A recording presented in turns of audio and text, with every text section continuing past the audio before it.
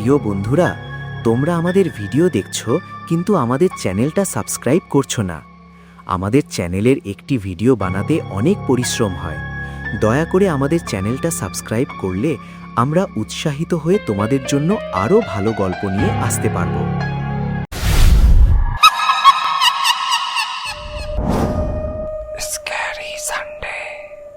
এই চ্যানেলটি শুধুমাত্র বিনোদনের উদ্দেশ্যে তৈরি। আমরা কোনো ধর্মীয় বা কুসংস্কারমূলক কার্যকলাপের সমর্থন করি না। এই চ্যানেল শুধুমাত্র মনোরঞ্জনের জন্য।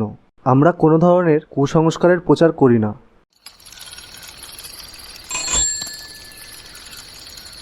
নীলাদ্রি মধ্যবিত্ত পরিবারের ছেলে, কিন্তু তার বন্ধুদের সার্কেলটা ছিল বেশ চড়া।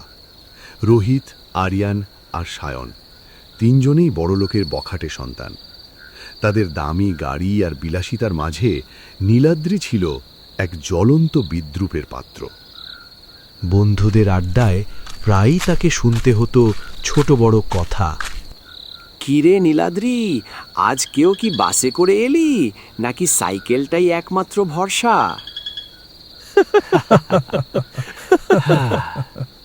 এই রকম অপমানে নীলাদ্রির রক্ত টক বগ করে ফুটত। কেবল মোহিনীর জন্য সে সব সহ্য করত। মোহিনী ছিল তাদেরই বন্ধু, কিন্তু অন্যদের মতো অহংকারী নয়।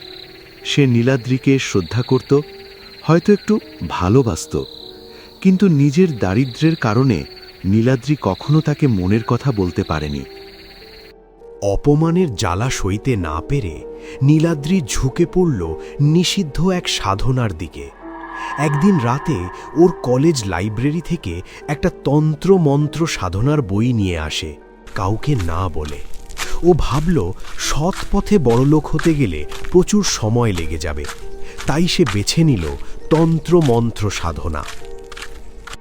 তারপর থেকে সেই বইটি পড়ে তন্ত্র মন্ত্র বিষয়ে সব কিছু জানতে শুরু করল। এই তো, এবার আমি সবার থেকে ধনী হয়ে যাব, ওদের সবাইকে আমার পায়ের নিচে রাখব।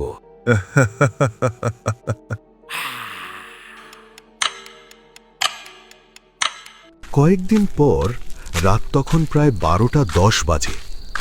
আকাশে আমাবস্যাও লেগে আছে। হঠাৎ করেই নীলাদ্রি কিছু জিনিস হাতে করে হেঁটে চলেছে।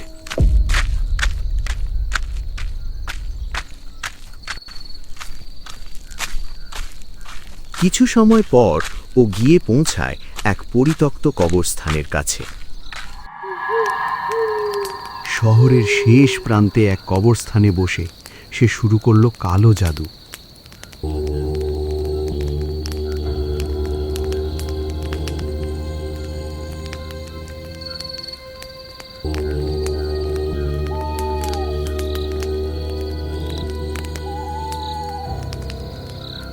তান্ত্রিক পুঁথি ঘেঁটে সে এক অশুভ জিনকে জাগ্রত করার তপস্যা করতে লাগল।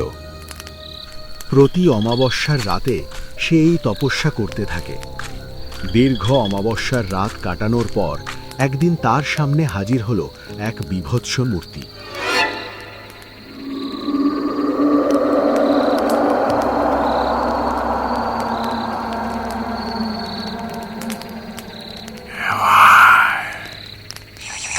সেই ছায়ামূর্তি দেখে নীলাদ্রি অবাক হয়ে যায়, তাছাড়া মনে মনে খুশিও হয়। প্রকাণ্ড দেহ, আগুনের মতো চোখ, সে এক শক্তিশালী জিন। জিন অট্টহাসি দিয়ে বলল, বল মানব সন্তান, কি চাস তুই? আমি তোকে পৃথিবীর সমস্ত ঐশ্বর্য দেব। নীলাদ্রি কাঁপতে কাঁপতে বলল, আমি ক্ষমতা চাই, সম্পদ চাই, যেন কেউ আমাকে আর তুচ্ছ করতে না পারে। জিন রাজি হল, তবে দুটি কঠিন শর্ত দিল। প্রতি অমাবস্যায় জিনকে নিজের শরীরের রক্ত দিতে হবে। কোনো মানুষের সাথে ভালোবাসার বন্ধনে থাকা চলবে না, সব মায়া ত্যাগ করতে হবে। প্রতিশোধের নেশায় মত্ত নীলাদ্রি ভাবল, সম্পদ থাকলে ভালোবাসার অভাব হবে না। সে রাজি হয়ে গেল। রাতারাতি নীলাদ্রির ভাগ্য বদলে গেল। তার হাতে অফুরন্ত টাকা, আলিশান বাড়ি আর দামি গাড়ি। যে বন্ধুরা তাকে অপমান করত, আজ তারা তার পায়ের কাছে এসে বসে থাকে। কিছুদিন এভাবেই কাটার পর নীলাদ্রির মন শান্ত নেই। প্রতি রাতে তাকে অসহ্য যন্ত্রণা সইতে হয় শরীর থেকে রক্ত দেওয়ার সময়। সবচেয়ে বড় সমস্যা হয়ে দাঁড়ালো মোহিনী। মোহিনী দেখল নীলাদ্রি বদলে যাচ্ছে। তার চোখ মুখে দিন দিন কালো দাগ পড়ে যাচ্ছে। একদিন মোহিনী তাকে বলল, নীলাদ্রি, টাকা দিয়ে কি হবে? আমি তো সেই পুরনো সহজ সরল নীলুকেই দেখতে চাই। তুমি এমন পাল্টে যাচ্ছ কেন?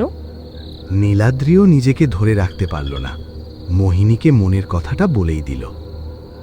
এদিকে মোহিনীও নীলাদ্রির কথা শুনে ভীষণ খুশি হয়। কিছুদিনের মধ্যে ওরা দুজন বিয়ে করে, বাড়িতে কাউকে না জানিয়ে।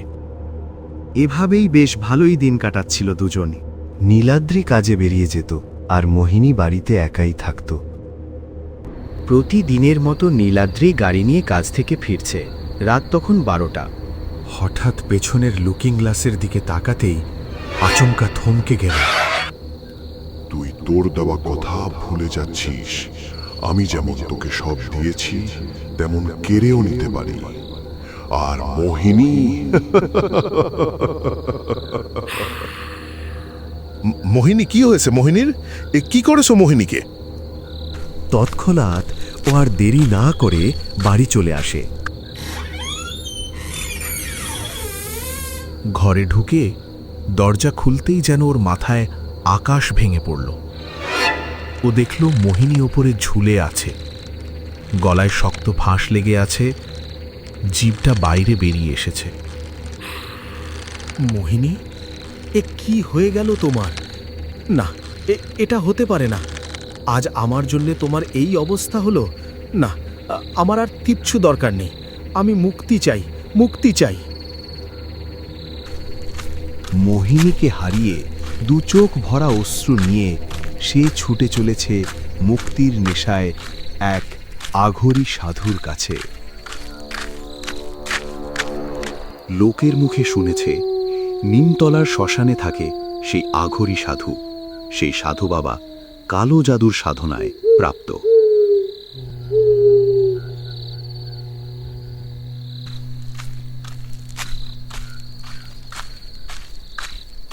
তুই এখানে কেন এসেছিস? চলে যা, চলে যা এখান থেকে।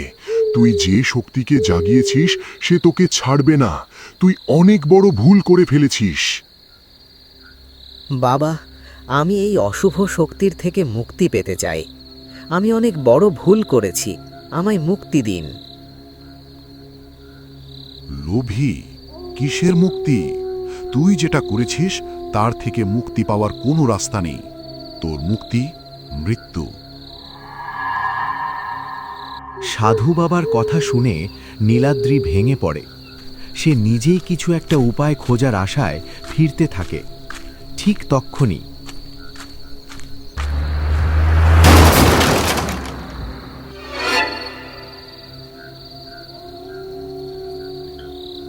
লোভের কখনো একার মৃত্যু হয় না।